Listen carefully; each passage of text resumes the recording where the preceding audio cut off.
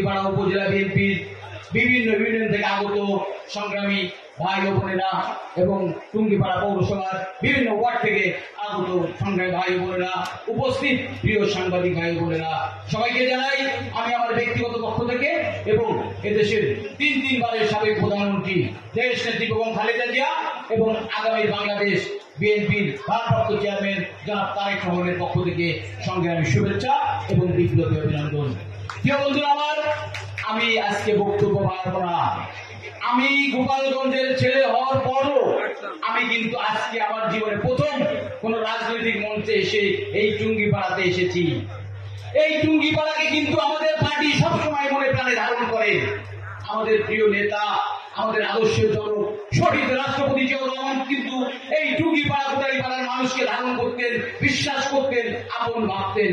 এ কারণেই কিন্তু উনি জাতীয়তাবাদী ছাত্র দলের প্রথম প্রতিষ্ঠাতা সভাপতি দিয়েছিলেন এই আমাদের এই অঞ্চলের সন্তান মরহুম কাজী আসাদ ভাইকে।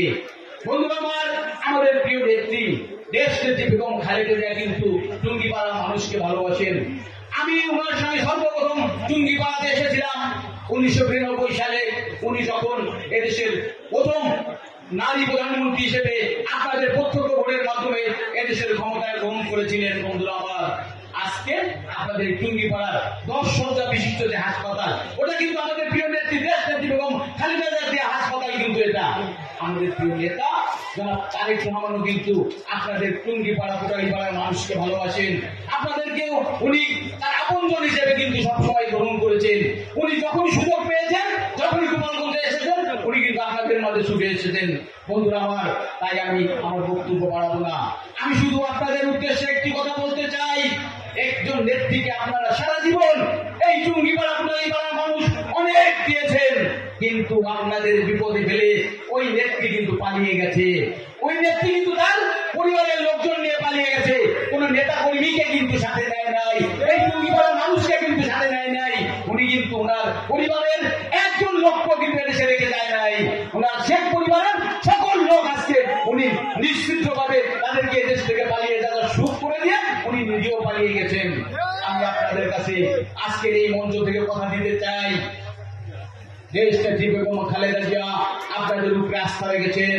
আমাদের প্রিয় নেতা জনাব তারেক রহমান এই টুঙ্গিপাড়ার মানুষের প্রতি আস্থা রেখেছেন। এজন্যই সাবেক ছাত্র নেতা বর্তমান জাতীয়তাবাদী স্বেচ্ছাসেবক দলের মতো একটু গুরুত্বপূর্ণ ইউনিটের দায়িত্ব দিয়েছেন আপনাদের এই টুঙ্গিপাড়ার কিছু সন্তানকে।